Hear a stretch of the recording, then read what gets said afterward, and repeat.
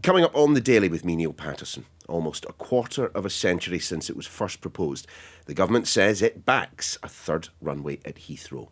So why now? And will it actually happen? Donald Trump is heading back to the White House. Together we can truly make America great again. We are in for an unpredictable but fascinating 4 years. And we're going to be following every twist and turn for the first 100 days. We'll be bringing you the latest updates and analysis first thing every morning. So join me, James Matthews. Me, Martha Kelnick. And me, Mark Stone. For Trump 100, every weekday at 6 a.m, wherever you get your podcasts. Hi everyone, a big day for the Chancellor Rachel Reeves, the Treasury boss, making a pretty lengthy speech at a factory in Oxfordshire in which she set out her substantial plans for the economy. Growth, of course, driven by lots of investment. She also talked of turning the Oxford-Cambridge corridor into Europe's Silicon Valley and, of course, closer ties with the US and EU. But right at the end, and as widely predicted, she turned her attention to the expansion of Heathrow Airport. The last full-length runway in Britain was built in the 1940s. No progress in 80 years. Why is this so damaging? It's because Heathrow is at the heart of the UK's openness as a country. It connects us to emerging markets all over the world, opening up new opportunities for growth. So a long way to go before even spades in the ground, but a big announcement in a big speech by Rachel Reeves. Let's explore the decision with Paul Kelso, our business correspondent. Hi, Paul. Hiya. And Tom Clarke, our science and technology editor, also here. Hi, Tom. Hello. And Paul, well, let's start then with what I suppose is the history lesson, and a pretty lengthy history lesson at that. I mean, we've been talking about a third runway at Heathrow for how long now?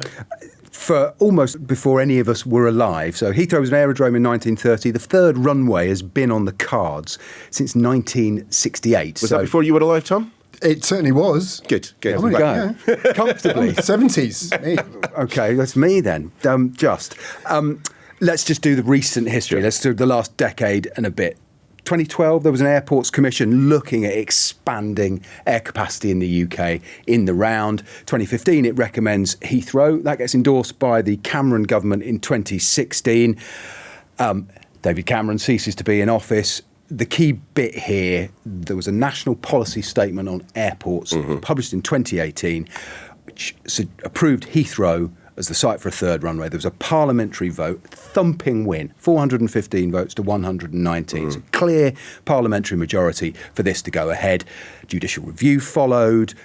There was a back and forth with the Court of Appeal and the Supreme Court about whether it was legal because of our climate obligations. Ultimately, the way was cleared in 2020 for this to go ahead if Heathrow wanted to get on with it. And then two things, to my mind, happened. COVID happened and Boris Johnson happened. Boris Johnson became Prime Minister.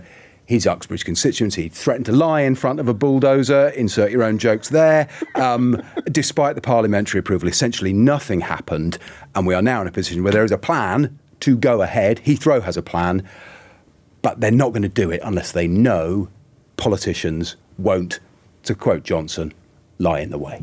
I mean, Tom, many people listening to this will not know, but the studio that we're recording in currently is just down the road, in fact, from Heathrow. We are very well aware of the regularity with which flights come in and out of that particular airport. For those who don't know Heathrow, just describe where it is and what the changes will be, how it will look if this comes about. So Heathrow is west of London. Depending on the weather, depending on air traffic control patterns, planes follow one of a few flight paths on their way in. They had to be approved, accepted, because residents underneath them don't like it. I grew up under one of them, and you're talking about every 2 minutes, pretty much, a lot of engine noise. But yeah, a third runway will obviously bring more flights, and it will mean more flight paths for those aircraft to come. So there is obviously a big local impact of constructing the third runway and what needs to move to make way for that. But there's also a wider impact on people living in and around the airport. And it's absolutely whopping as a project. I mean, it's enormous. It's just to the northwest of the existing two runways. It's 3.5 kilometres long. And, just a small point, it's going to go over the M25.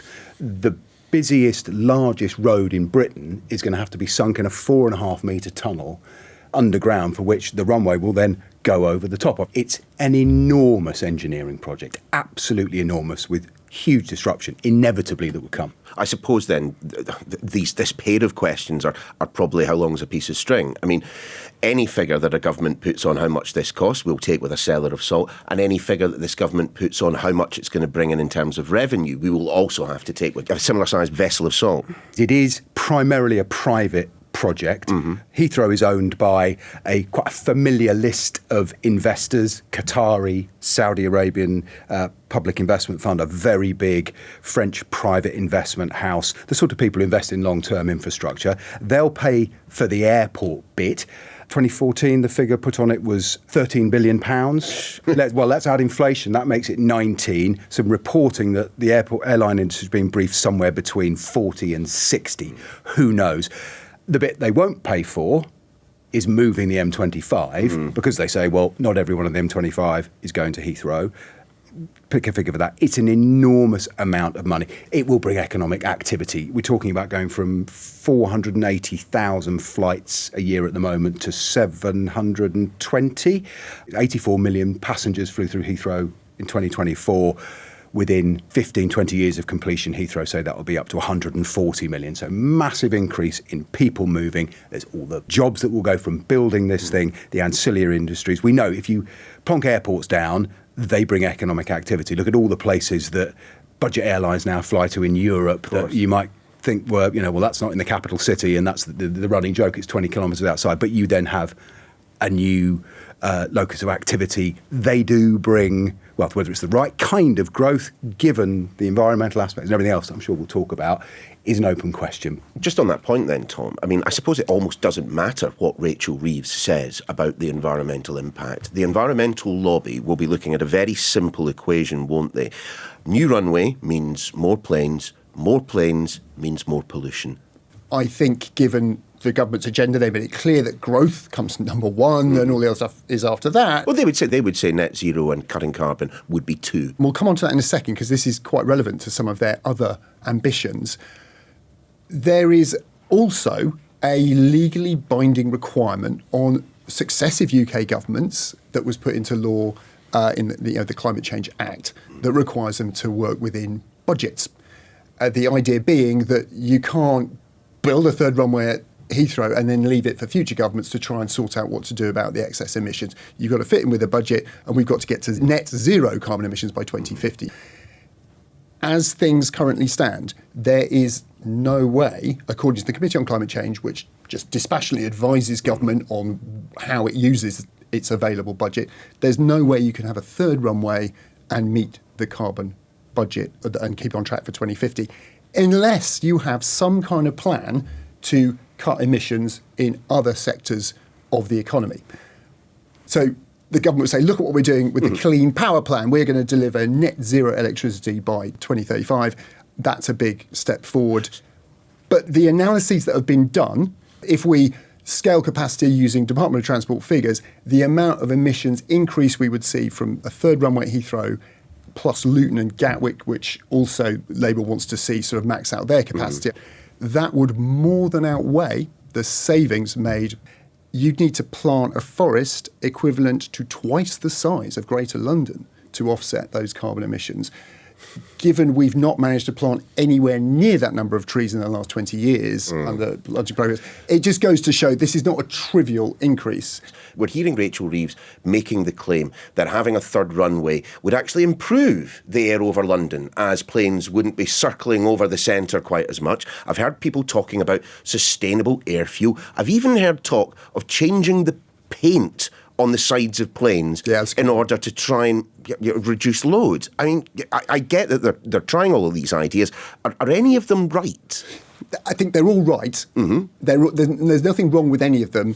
Yes, it's true, congestion at Heathrow does lead to the burning of fuel. That is obviously a huge waste of fuel. It adds to emissions and quite locally as well into the atmosphere, but also makes it more costly for us all to travel because we're paying for that fuel ultimately.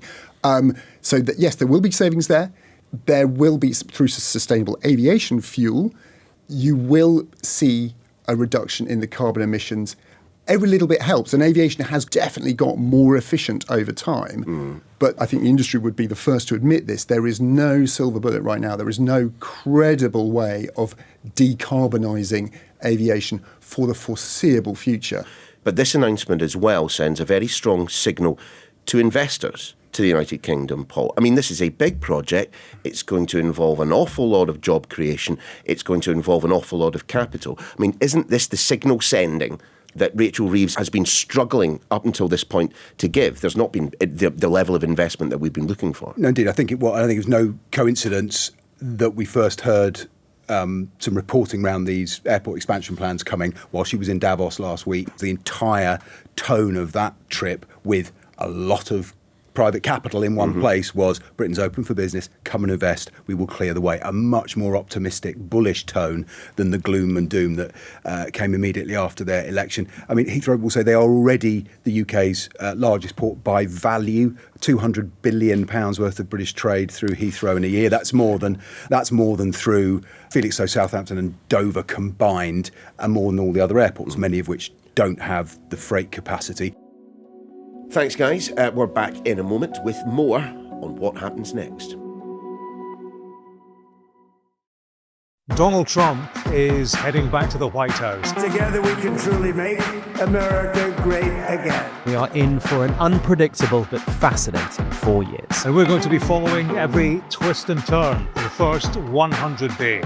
We'll be bringing you the latest updates and analysis first thing every morning. So join me, James Matthews. Me, Martha Calnett. And me, Mark Stone. For Trump 100 every weekday at 6 a.m, wherever you get your podcasts. Paul Kelso and Tom Clarke are still here, picking over the government decision to push ahead with that third runway for Heathrow. And guys, this is a decision that could have been made since 2020, when the Supreme Court overturned the legal barrier that Friends of the Earth had temporarily stuck in the way. But there are still plenty of options, aren't there, for the environmental lobby to stop the builders moving in? Just coming to the protesters, Of course.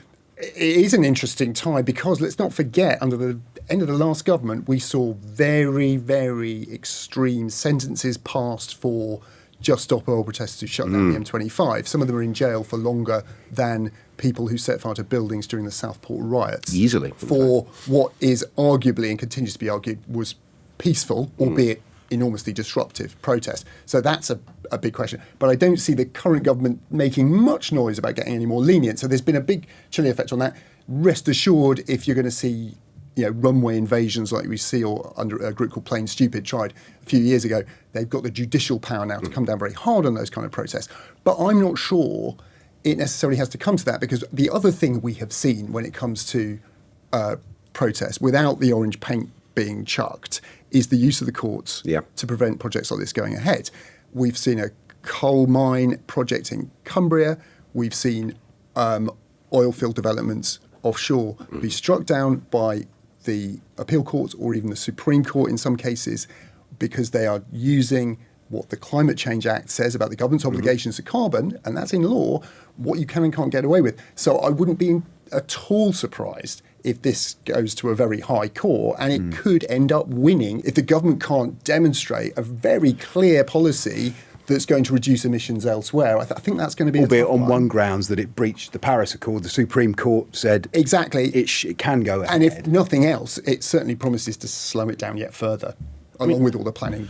Just to ask the more esoteric question, I mean, Tom, as our science and technology editor, I mean, can Labour with straight face say that in descending order their top two priorities are, one, growth, which we're going to achieve through building a third runway at Heathrow and expanding at other airports around the UK, and two, we are still up for the green revolution? Can you build an extra runway at Heathrow and say that you're an environmentalist?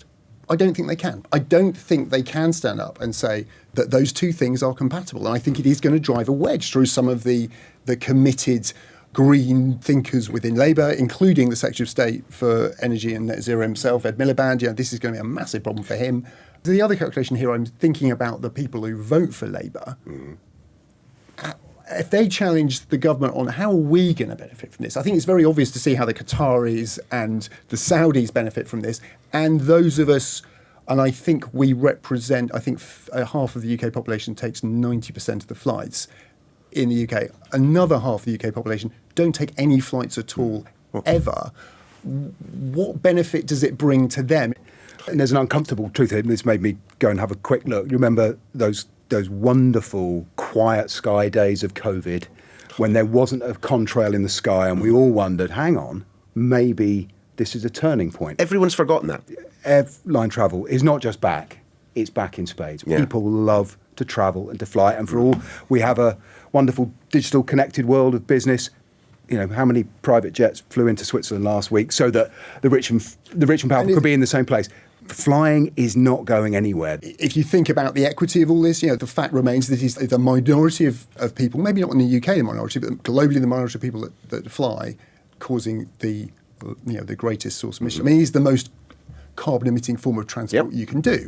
Tell me that anyone who's involved in the investment at Heathrow gives a fig about the environment. That if they stay within environmental regulations or the fines are minimised as much as possible, they are there solely for the bottom line. And frankly, for airport operators, Heathrow and elsewhere, more planes means more money.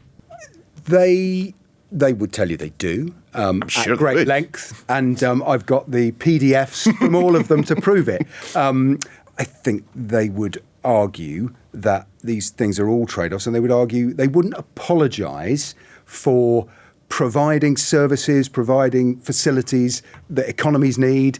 It's, how the world works. Now, there's a radical world without expansion of flight. It's very, very hard to imagine. But if they don't put it here, that money is going to go somewhere else. We're still all on Zoom and Teams and whatever doing it, and people have gone back to flying with a vengeance. But there is, I think, a valid question to ask, do societies need to fly more necessarily? If you look at who is driving the increase in flights, it is the wealthiest people in our society. Yeah. And there are, people would argue, much fairer ways of reducing the number of flights without, necessarily burdening everyone too much. France has looked into a taxation model which basically you pay more the more frequently you fly as a way of trying, and some of that money, I don't know, could go towards planting some trees or something like that. The other situation I think we've got across Europe, but particularly in the UK, it's cheaper to fly to a lot of places than take a more sustainable means of transport, like a train, for example. And that should be a far more shocking indictment. And if Labour were really committed, I think, to a cleaner transport sector and growth in the UK, not for our Qatari or Saudi friends and investors, they'd look at improving the railway network. All these things are relative, and you unquestionably global equity. You have a point. But Michael O'Leary was here, the man who founded and runs Ryanair. He would be raging. He would certainly be saying the democratisation of travel that has happened through cheap flights, the fact that it's no longer the preserve of the wealth in the middle of national carriers that only the fact. So I don't disagree. No, but I think it's still who's driving the growth, who accounts for the most flights. It's not those people that his business has so successfully catered for. So look, just a final thought. I mean, given the protests, given the opposition, which will certainly be both local and national, is this actually going to happen? Are we really going to soon see a procession of high-vis jackets heading up the road to Heathrow? They will, but they'll be preceded by the planning lawyers. It's a massive planning project. Heathrow's got a plan. They haven't been willing to do it without knowing the government would let it go through. So they have to put together a planning application, a huge, one would imagine, multi-year piece of work. It's technically a national strategic infrastructure project, which means it can get the green light from a Secretary of State, a development consent order as it's known, but, estimates 5 years, possibly more with a judicial review.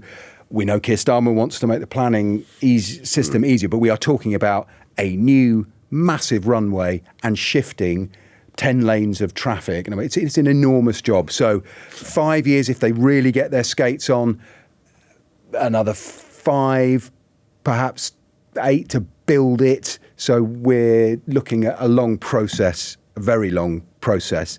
And ultimately, the politics is the thing that has ultimately stopped this happening. So who knows which way the winds blow. I also think you'll see a lot of environmentalists start to brief their KCs to put a case against the legality of this when it comes to the government's legally binding commitments to stop emissions going up. And I don't think there's a clear way they can argue this isn't going to caused that to happen. So the courts will be the other place it will go as well.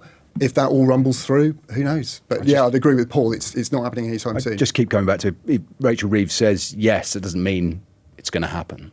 Yeah, HS2. Anyone remember that? Let's go for a drive through the south of England where HS2 continues to plough its way to a point nobody ever wanted it to stop in the first place at enormous expense. I think part of this is about moving on from the epic fail that is HS2 to prove we can actually build big stuff that this country will need if it's going to continue with a model of economic growth that served it pretty well hitherto, but has stalled. And that's a lot for this edition of The Daily. For a lot more analysis around the rest of Rachel Reeves' speech, just head to skynews.com. We are back again tomorrow. Donald Trump is heading back to the White House. Together we can truly make America great again. We are in for an unpredictable but fascinating 4 years. And we're going to be following every twist and turn for the first 100 days. We'll be bringing you the latest updates and analysis first thing every morning. So join me, James Matthews. Me, Martha Kelnick. And me, Mark Stone. For Trump 100 every weekday at 6 a.m, wherever you get your podcasts.